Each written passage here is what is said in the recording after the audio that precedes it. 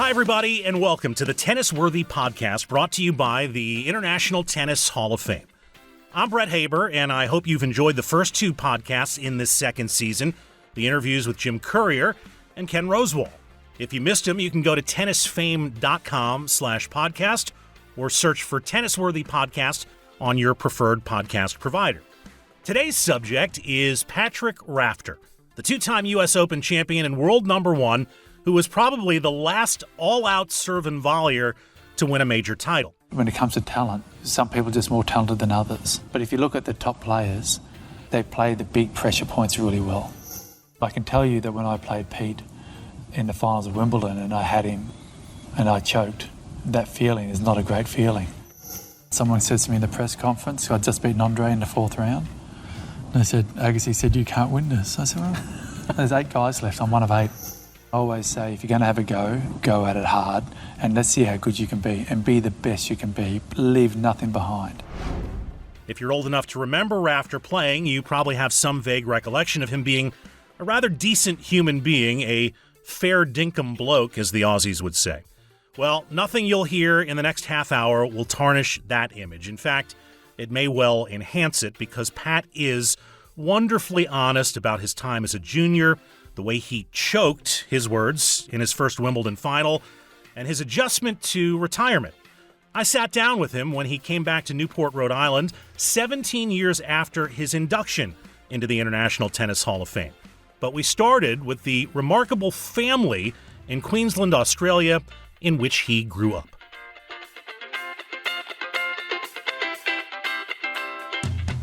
One of the things we do on the Tennis Worthy Podcast is trace the origins of a champion's mentality and how you were able to navigate yourself to elite status in this cutthroat sport that professional tennis is. And it occurs to me that you first had to navigate yourself to elite status in your family, where you were one of 10 children. Did the origins of your competitiveness start, at the icebox, getting in line for food? I mean, that's a lot of folks. It is, but it'd be a subconscious thing. It was certainly not, I need to get to the front of the line. It was funny, when Mum would make dinner, she might make a spaghetti bolognese, so it'd be this big. And it went from the oldest to the youngest, so here's a bowl, and there you go, take it, and then you got down, you wait, and you got your food. And by the time you got your food, probably the oldest has already finished his food. There was no waiting, sitting around and going, all right, bloody hell, where's everyone coming? It wasn't a group experience necessarily. No, eat when the food comes, because otherwise trying to control, 9 hungry mouths and Mum and Dad, and then, everything's got to be cold by then. And people are off playing sports and all different things in different areas. So yeah, maybe that competitiveness started then. It's really, really hard to say. Why didn't one of my other brothers, do it, or sisters do it? However, it did fall to me, I guess, and it was a natural progression. There's nothing forced in my career. There was no one telling me I had to do this or do that. I remember one stage when I was about 14, I said to my mum, I'm not sure I want to play. I want to maybe enjoy the weekends with my friends, because every weekend's a tennis tournament, travelling around. And Mum and Dad said, yeah, no worries, don't worry about it. And after 4 weeks, I went, you know what, I actually kind of like this sport. This is fun. Had the ups and downs and the roller coasters. I wasn't a great junior. I was losing lots of matches, didn't make any teams. Stuck with it for whatever reason. I cannot tell you the reason why. I served and volleyed. I was still a boy playing a man's game. And my mum would sometimes say, why don't you learn to stay back and play? And I said, because it's no fun. I want to be at the net and having fun. And I think that's the reason why I probably came on a little bit later on in life as well, because I was still a boy, I wasn't a man. You saw Becker at 17, he was a big, strong man. That's right. 17, I was still a boy, and I was trying to play a Becker style of game, and I just wasn't very good. And not only wasn't very good, I just wasn't very big and strong either. So it took me a while to grow in to my body, I suppose. Isn't it true that serve and volley tennis often takes a little longer to develop because there's built-in, and I use this term advisedly, but failure? You're going to get past a lot at the beginning. Your technique is not going to be ideal, and that it requires a certain stick-to-itiveness to withstand the, oh my God, these guys are whistling passing shots past me. Is that a mindset that you were aware of at the beginning of your tennis? Not at all. Not one bit. I didn't realise it was You know, it was that wasn't it. Becker had won at 17, Yeah. and he was playing a serve volley game. Yes, as I said before, he was big and strong, but no, there was no. I never heard that expression to say that the game takes a little while to develop. I mean, Pete Sampras, he was 19 when he won the US Open. That's true. A little bit of a different style of serve and volley than what I was. Mm-hmm. I've sort of modelled my game on your Ed Berg style of player, kick, serve, get to the net, make your first volley, go from there, where Becker was really big and powerful, and Pat Cash probably played a bit similar to us as well. So when you say that, it probably makes sense that a serve and volley game takes a little bit longer to develop, but at the same time, I don't know. It was more of a tracking process back then. It was, how old are you, where should you be at this age? And I wasn't really on any trajectory to be known as a player. At the same time, you also just said that your development was very organic. Your parents didn't force you into anything. You were not pushed. And it reminds me of something that Bob and Mike Bryan told me about the way Wayne treated their development, that they would hang around his practices when he was a younger man playing tennis. At the end of practice, he would let them play for 5 minutes, and then he pulled them off the court because he wanted to see if they truly wanted it or if they were doing it because they thought he wanted him to do it, and it became organic and they loved it and they wanted more. Is that an accurate takeaway of the way you feel it had to come from you, and is that also the way you approached sport with your children? I can't. You know what? It was never that hard to get up at 6 a.m. to start training. It wasn't. No. Sometimes I'd get up at 5:30. At what age? 14, 15. You're telling me as a 15-year-old? I don't think most 15-year-olds view things that way. My mum, I remember, because obviously it was such a large family and was spread out a little bit, and Dad was working here, but Mum would. There was one stage where I went through, I'd have a lesson before I'd start training. So I'd get up at 5:30, get to the course by 6:45 to train in the dark, from 6 till just before 7, and then get in the car and run back to the other training session from 7 till 8, and jump on the bus, go to school, come back 3:30 to start training again from 3:30 to 4:30 or 5 o'clock. And it all was like, that's what you do. It was not that hard. For me to go out and get a bucket of balls and serve half an hour serving when I'm 15 and 16, 17, before anyone else got to the court was not that big a deal. At what point did you recognize that your skill set was a little different? When did it occur to you that this might be a thing that I can do at a high level? Well, I guess a high level to me was always making it, and making it had to be at least top 50. For some reason, that was a number that stuck in my mind. And it was 1992. I've been sitting at 300 in the world for a couple of years, and I was travelling through Asia with my mum on about a 6 or 7 week stint. And I said to her, I don't think I'm going to make it. This will be, I feel like I've let you all down, and I don't know if I'm good enough. Maybe I should just go and get a job and become a tennis coach or something like that. And Mum just said, you don't know us anything, I've really enjoyed your time, and if this is where it ends, this is where it ends. And I said, I'll give it one more year. And then that's what I did.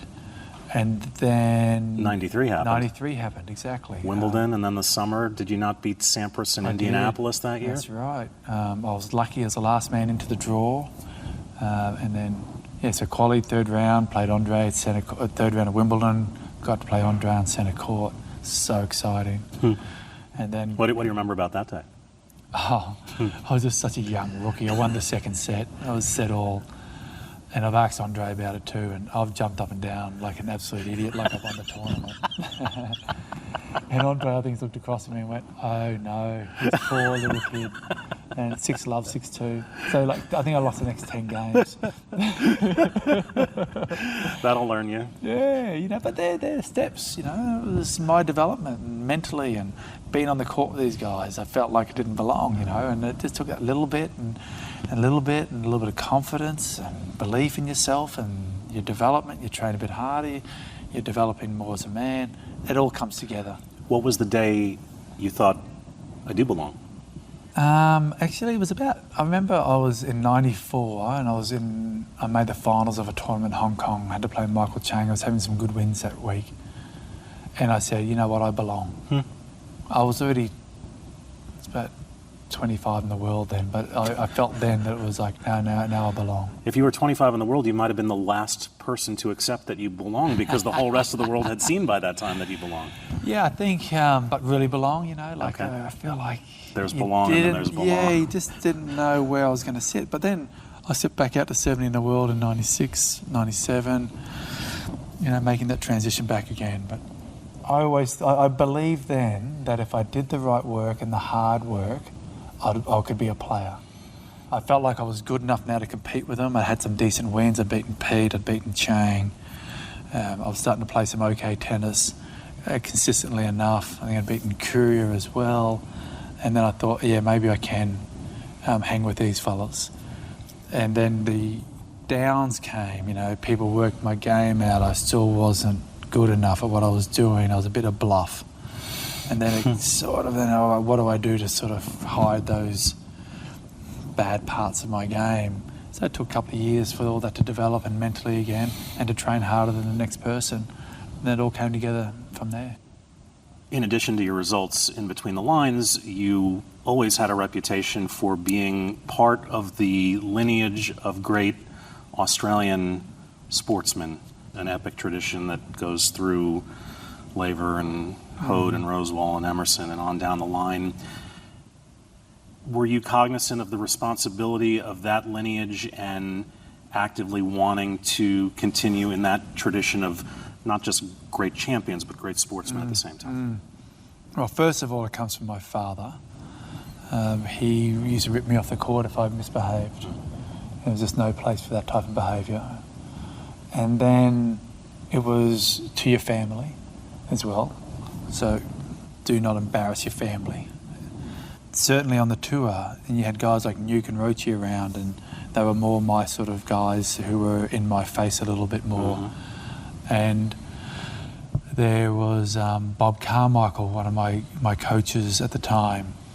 It was one of those things he would say, if you're going to spit, you go into the corner. If you got the phlegm, you spit into a corner and then you rub it out or something like that. I don't want to see any of these revolting things. Yep, no worries, so you did that. One of our great umpires and referees, a guy called Bill Gilmore, Australian guy, said, Pat, when you go up to shake hands, you take your hat off. You do not shake hands with your hat on, so take your hat off. So you do that. And you listen to everyone that gave you advice along the way. And then you had 93 before I'd beaten Pete at Indianapolis. Ken Rosewell and Rod Laver were there. And they got me on the court and they were hitting balls with me. And this was like, this is unbelievable. Right. And they said, yeah, you're a little bit raw, mate, but you wait and see, you got something there. And it was sort of fun to talk to those guys. And if they ever said you step out of line, you say, well, what did I do, and how do I not do that again? It was really strong, and guys like then John Fitzgerald, who I had a lot to do with, the same sort of thing, pull your head in. The flip side of that would have been when you were Davis Cup captain and you were then charged with trying to impart that ethic, that spirit of Australian manhood and tennis and all of that to the next generation of guys. Did you find that experience rewarding, frustrating, both, or something from off the menu? It was sort of frustrating because I thought I'd make an impact. I was kidding myself. And it's just a generation, and these kids want to do it their way, and they're pretty set and firm on how they want to go about it. I don't know. I thought it was going to be easy. So I had no buy-in, and I thought I was just going to go in there with all guns blazing and tell them what to do and how it's going to be and stop doing this, and they will listen. So it was actually really frustrating in the end. But I learned a lot for myself as well. And then, so going back a little bit, is I think what happens later is now you probably get a bit more buy-in. Not from a couple of the guys, but some of them, they'll come back and go, oh yeah, yes, you know what, Paddy, I get it. I get what you were trying to do. But it's a bit late. Is becoming a champion more about the physical or more about the mental for you? Well, you can't have one without the other. Right. So you do need both of them. In how much and what percentage, I don't know. But obviously there's the physical side can be, let's say, it's talent as well as fitness. You need both of it, but to an extent, when it comes to talent, a lot more people. Some people are just more talented than others, and we could see that with guys like Federer, and then who are naturally gifted with their hands, and then you see guys who probably not quite as talented as Roger, but some of the greatest we've ever seen, the greatest we've ever seen in Djokovic and Nadal. That brute strength, power, physical, mental toughness. And it's like, wow, So you can see the combination, you need it all. But if you look at the top players, Sampras included and Andre, they play the big pressure points really well. And that's what sort of stands them above everyone else as well, believing in their own ability and knowing that they're going to pull off the shot that they need to do. It doesn't just happen once or twice, it happens, 15 times, 30 times for these guys consistently, and that's why they win 10, 20, 30 Grand Slams, whatever they're going to win. They're just that good. So I think it goes sort of hand in hand to an extent. So you bring up the word pressure, which is such an interesting topic. Someone said, well, the greatest, the Federers, the Nadals, the Djokovic's, well, they don't feel the pressure. And then I've heard other people say, well, of course, that's not true. Every athlete feels pressure. They just know how to synthesize it a little bit better. What's your observation about pressure? I think you summed it up really well. That's how I do see it. That way is that they're able to either relieve the expectation of that pressure, or they know how to synthesize it better and put it in its own little box. And it's not that big a deal. But I can tell you that when I played Pete in the finals of Wimbledon and I had him and I choked, that feeling is not a great feeling. And I don't know if Pete ever felt the way I felt, in terms of any of the matches he played, but I felt the pressure so much of the expectation I'm going to win Wimbledon. It was that close. I felt it. So I think they just have a really natural ability to be able to put it in this little box and somehow deal with it. I heard one player describe it as, I need to separate the achievement from the process of arriving at that achievement, but man, how do you do that? In 20 seconds. Exactly. Yeah. I mean, that can't be easy, because the minute you think about separating those thoughts, well, then you've gone ahead and thought about it, haven't you? You have. I think, I like the theory of it. If you can do it, then hats off. But I still think I still go back to the basics of, like you looked at Pete and you went, it just seemed to be like, and he's going to come up with a big serve or a big shot. It's like, bloody hell. He was just so good at it. I mean, he was the greatest player of my time. I just always found him so cool and collected. I work with Paul Annacone, and he coached Pete for a long stretch, and he said something that Pete used to say to him when they were working together. And he goes, Paul, I know my average game is going to beat most guys 90% of the time. And it blew my mind. Does that resonate with you? Well, it's one of those things too, you can say it and think it, and then you can actually be it. And he was both. But you can kid yourself that my game's going to be better.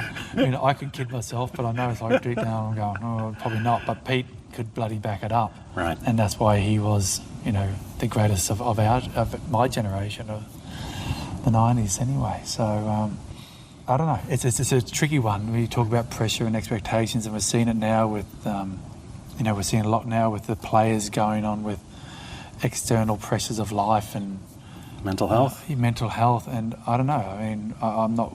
It's really hard for me to sit back and sort of watch it sometimes. I'm going, guys, it's a tennis match. It's not that big a deal. But is there other things in their life going on, which I don't know. We never know that. Yeah, you never know, but. In our time, we didn't see it. I don't know, tennis was never, you had the pressure on the court. Yeah, that's what we get paid for. That's what people are seeing and experiencing. If you can't handle it, don't play it. You realize that you're saying something that's a little bit flying in the face of this evolving thought process of how athletes need to be treated. I know. But I think you just got to simplify it. First of all, playing a game. It's not the end of the world. It's a bit of fun. Let's not kid ourselves. We're doing something important to save the world. Second of all, have a crack. Have a go. Let's see how good you are. If you're not that good, no big deal. You're going to find out how good you are, though. That's exciting. That's fun. There's no pressure. Expectation. You're getting paid millions of dollars to do something that's fun. Come on, guys. Let's just keep it really real. It is what it is. But if there's other external things going on with mental health, and that's different. But when it comes to tennis and the pressure, that's it. It's always going to be there. Enjoy it. If you're not, don't play the sport.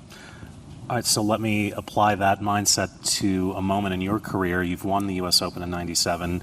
You come back in '98 to defend, which you ultimately did. Was the pressure greater as you were trying to win it for the first time, your first major, or was the pressure greater the next year when people may have expected you to do the same thing? Which was a tougher accomplishment? The second one would have been, because the first one I was flying under the radar. I was doing okay, but I was sneaking through the draw, and then I get into the quarterfinals, and someone says to me in the press conference, I'd just beaten Andre in the 4th round, and they said, Agassi said, you can't win this. I said, well, there's 8 guys left. I'm one of 8. I don't know. I reckon I'm one of 8 chances of winning it. I don't know if I'm going to win, but I've got a chance. And it sort of happened.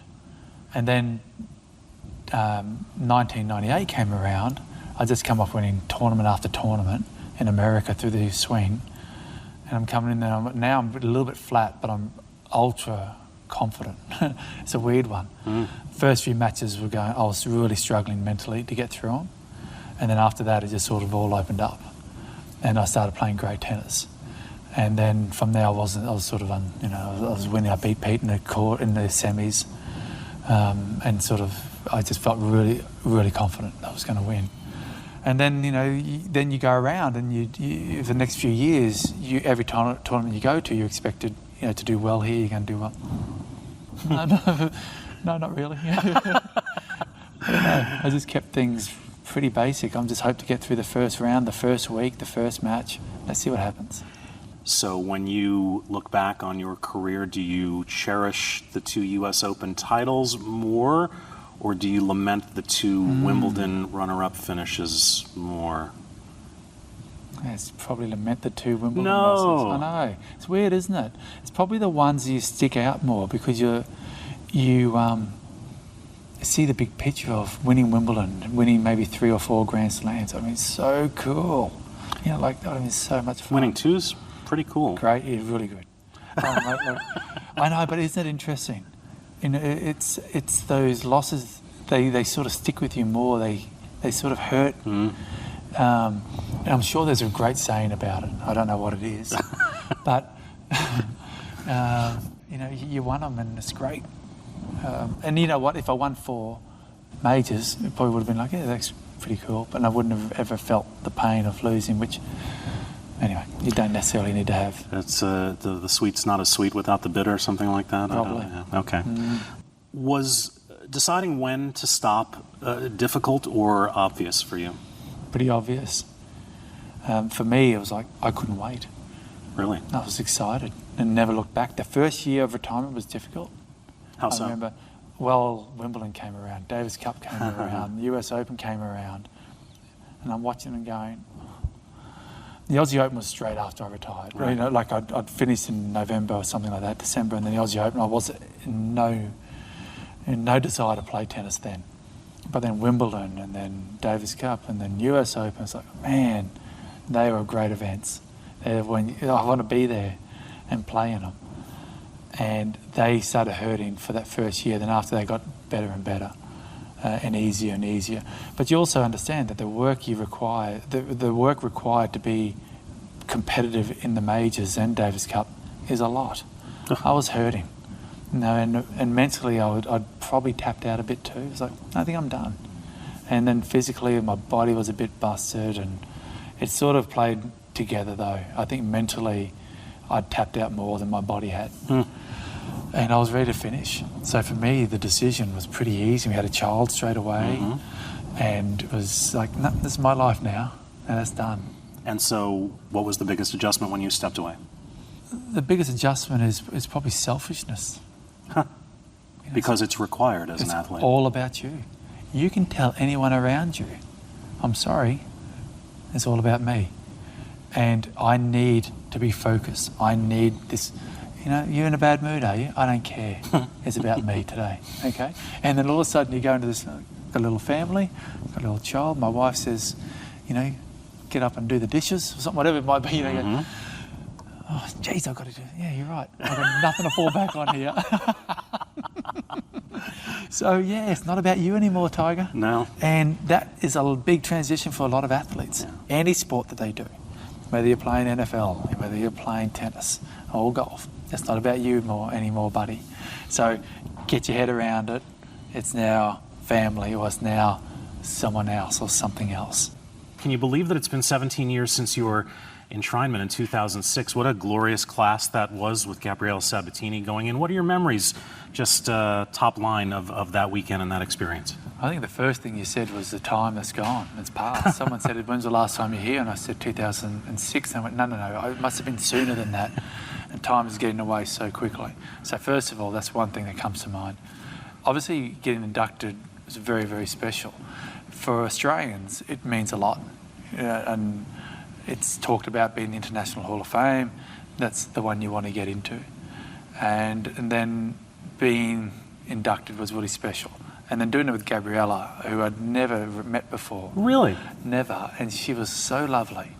And it was just such a really beautiful 3 or 4 days of everything that went around it, and seeing the town, seeing the beautiful houses, and then just being inducted and going through the process of it all with such a great girl like Gabriella was a lot of fun. Were you able to step back and breathe it all in, or were you so caught up in the speeches and the family and that it became overwhelming? I mean, I certainly remember the experience, but in terms of, it's probably more of a blur than, taking a deep breath and enjoying the moment. The speech and everything, and wondering whether or not I got it right. And, I think, but life's a little bit like that sometimes. I think it's probably more to do with your nature. And my nature a little bit sometimes is that's part of it, and I move on to the next bit, and I don't stop and smell the roses enough. So would you say you're not nostalgic as a result of that outlook? I would say so. I am. It's interesting when you talk about tennis in my career, because it talks about it only when we talk about it right now in these type of interviews, and someone will say, explain to me what happened. I go, hang on, just give me a second. 20 years ago. And it's a lot, that's a life ago, right. In a way, because I look at it, I put in sort of chapters of my life, my childhood, then my tennis career, and now the family life. And that's where I'm sort of, coming towards the end of my family life in a way. I mean, our children are getting older, and they're moving out, they're not at home anymore. And it's sort of another chapter. They keep happening. And when you reflect on it, then you can... You have taken mental notes over time, and you can remember them. But there's a lot that's been lost as well. So I know there are different chapters in your life, but I wonder, when you come around here and you see these gorgeous grass courts at the Hall of Fame, do the serve and volley instincts bubble up within you and you say, wait a minute, I remember what I could do on those? Yes, but I also understand it's a very different game. It's changed, and I'm 50 now, and I know I can't serve and volley anymore. And I had a fun hit today with some of the guys, and it was really enjoyable, and being on the grass, and the grass is incredible right now. I must admit, what they've done to the courts, I know they've spent a lot of money on redoing them. They've done a terrific job. Back when we played was, the old traditional grass courts, how they used to play, whereas the ball would drop and you wouldn't be able to pick it up off the ground, sort of thing. You don't let the ball hit the court. And that was old school, and Newport kept those old school courts. And Wimbledon and Queen's Club and those are just a big, pure, hard, fast grass courts where they used to be. And they still are hard and firm. And they were I always preferred to play on a softer grass court. Yeah. But being out here, I must admit, it was really nice to be back on there and use the courts. So let me close with this then. What would be your advice to a young athlete who hadn't yet started a pro career, but who aspired to one, to achieve not just success on the court, but to achieve wholeness as a person along the way? Well, I think it's a little bit simple, but I might be wrong. And I always say, if you're going to have a go at it hard, and let's see how good you can be, and be the best you can be. Leave nothing behind, because achievement and success is not the results. It's what you get out of yourself and how good you can be. So if you get to 50 in the world and you bust your guts to get there and you do everything you can, I think that's a success. And then that makes you more whole as a person, because you walk away from the game not saying woulda, shoulda, couldas. It is, I gave it everything. I'm proud of myself. I think it all plays in together. I think those people that don't do everything and give themselves the best opportunity can sometimes have that remorse. So that's probably me being very simple with it. Pat, thanks for the chat. No worries. What a charming human being. And that line he gave us about halfway through, quote, "We're playing a game. It's not the end of the world. It's a bit of fun. Let's not kid ourselves that we're doing something important to save the world." Well, that's just priceless. I love tennis, and I suspect you do too, but isn't it wonderful to hear someone who's given so much of their life to the sport able to put it into its rightful context? The exemplary Patrick Rafter. If you've enjoyed this podcast, the greatest thing you can do now is tell your friends about it. Get them to download it and enjoy it too. And there's more to come. Next time, we'll be talking to another admirable individual who has as many things to teach us about life as about tennis. The amazing wheelchair champion, Esther Vergeer. The Tennis Worthy Podcast is brought to you by the International Tennis Hall of Fame in association with the Tennis Radio Network. I'm Brett Haber. Thanks so much for listening to the Tennis Worthy Podcast. We look forward to your company next time.